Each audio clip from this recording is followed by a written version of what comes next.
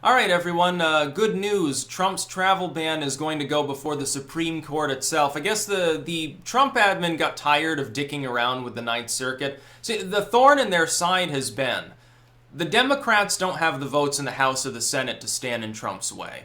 They don't have the will of the people. They have no executive power. They don't really have a lot of states to aid them other than California and a few others. Therefore, they have to resort to begging the Ninth Circuit to constantly issue injunctions on everything Trump wishes to do. The idea is they know they can't win, but they're hoping to slow him down, I think, and then regain the Senate during the midterms or something. That appears to be their strategy. It's not it's like a 1 in 10 chance it succeeds. I still give 90% odds the Republicans continue to hold the Senate and the House after the midterms. At this point, with the DACA shut down as well, it would have been like 80% confidence. Now it's back up to 90%. It looked like there was a little bit of a slump there. Trump's approval's rising. The DACA thing's going against the Democrats. They've cast themselves off as we're the party of foreigners. We're not the party of the U.S. population. That's not a great place to be, and again, looking at the map of the midterms, it favors the Republicans. It even favors them if they've got a 5-point deficit, and it looks like that deficit has shrunk to 4 points now. So, it's not good for the left wing right now. People, I think, are beginning to see the wisdom of what I was predicting, despite the fact that Trump was supposedly, totally horrible, he'll never win, and he wins. Oh, but he'll never be reelected. The midterms will go horribly wrong for the Republicans. Not so sure. Keeping in mind, of course, it's not all rosy for Trump because some of those Republicans consistently stand against his agenda too. So he's almost a nonpartisan president at this point, pushing a lukewarm populist nativist message while members of his own party grumble about it because they want illegal immigration because they want to pump their friends full of illegal immigrant low-wage employee steroids for corporatist purposes, like the Halliburtons and Walmarts of the world. They want migrant labor because those migrants, they don't expect much in the form of workers' comp or the ability to unionize or a fair wage. No, they just basically a sleeping bag and a bowl of rice is what they expect. They expect to have enough to send a little bit home to mom and pa or their kids, and that's basically all. So, there's no reason the Democrats or Republicans largely want to stop migrant waves coming in. I predict, though, that the travel ban will be upheld by the Supreme Court, and not because of the construction of the court is leaning slightly to the right. It's essentially a very slightly right-leaning court. It would have oddly been left-leaning if Trump had buckled to pressure with the Gorsuch stuff. If he had buckled to pressure and put like a centrist individual on the Supreme Court, centrist so-called, of course, it would be a center-left court at this point. You've got two justices that are liberals, 2 that are center-left. Then you've got 3 that are center-right and 2 that lean right, that are actually conservative. The additional problem for the Democrats is that the midterms are their last shot in a legal sense to stop Trump from doing anything that they want to stop. If they don't take back the House and the Senate, it's almost certain that Ginsburg keels over before 2020.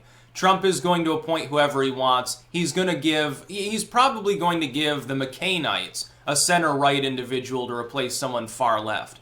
The court will, for another generation, be a right-leaning court. It's going to take some time, because also a couple of the old right-wingers will probably die, and Trump will replace them with people commensurate with those views. If you look at Gorsuch, I don't agree with him on everything. He's sort of more of a moralist on some issues, but very pro-gun, which is good. That's a good precedent that Trump set.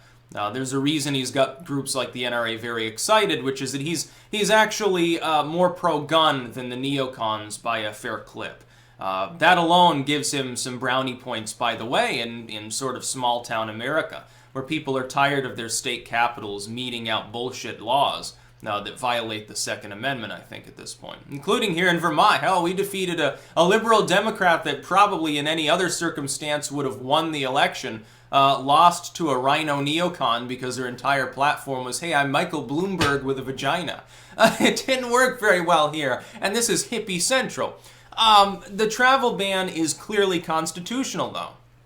It is within the president's power to temporarily prevent people from coming in for whatever reason that he happens to deem necessary. Jimmy Carter did it to Iranians. Now, does that mean that Jimmy Carter is an evil, far-right, bigoted, evil, racist Nazi against Muslims? No, it's because there was a national crisis going on at the time. He said, well, I don't really think that I want to take the blame if I don't do this for the U.S. getting bombed or something by some crazy Shiite militia member.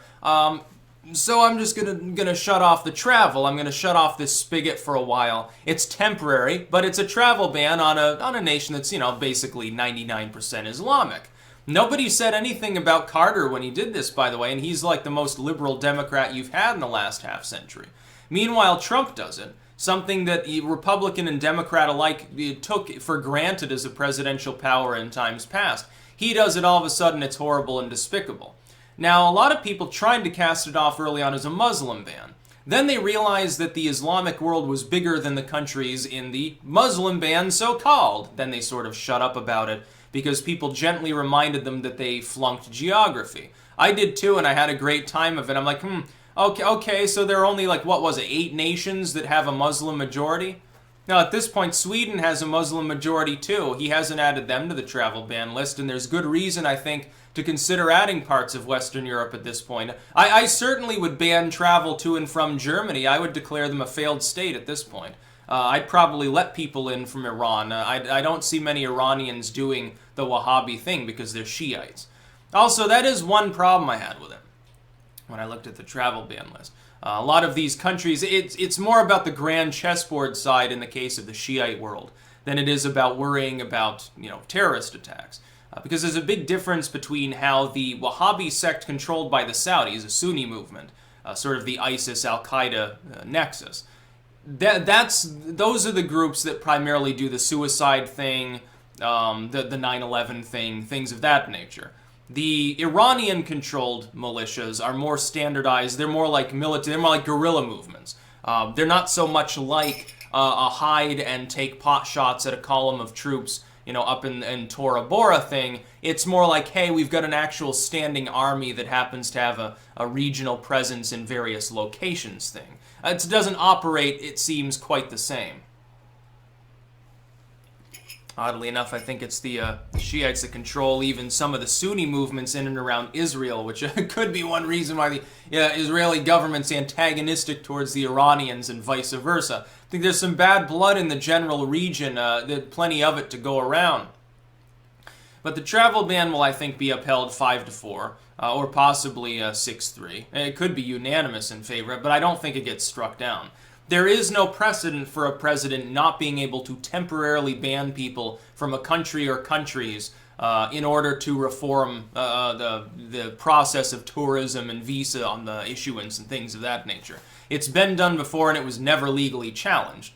This is the first time. The change of precedent would be to say that a president does not have the power to temporarily prevent these things from happening.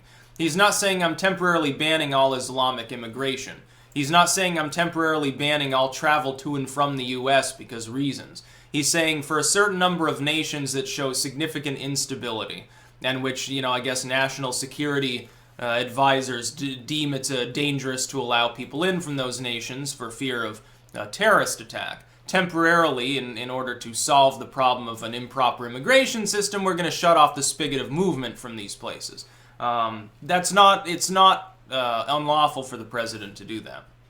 If it were, we've had several other presidents in recent memory break, that law, including, again, Jimmy Carter. The unloved leftists. The Democrats don't want to take ownership for Jimmy, I think, because he came out and said that the press was being unfair to Trump, actually. I think he feels a little bit kindred because the press crucified Carter, too, remember.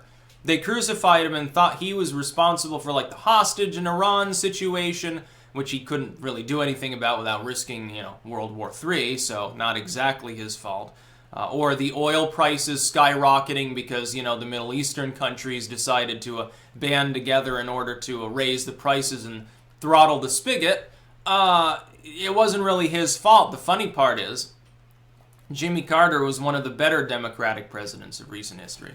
He wasn't as scummy as Bill Clinton. He was less inept than Barack Obama. I really mean that when I say that. He seems like a decent dude, and he's 92 and he still fucking builds houses for his charity. Like, he still does, like, manual labor and stuff. It's insane. I guess that peanut diet really works. Maybe we should Jimmy Carter should write a cookbook. Be the most popular one ever written. It's like, oh, if you want to be, like, pushing 100 years old, still building houses, trust me, dude, I've got everything that you need. Plenty of exercise and peanut smoothies. That's what Jimmy Carter is into. It's fucking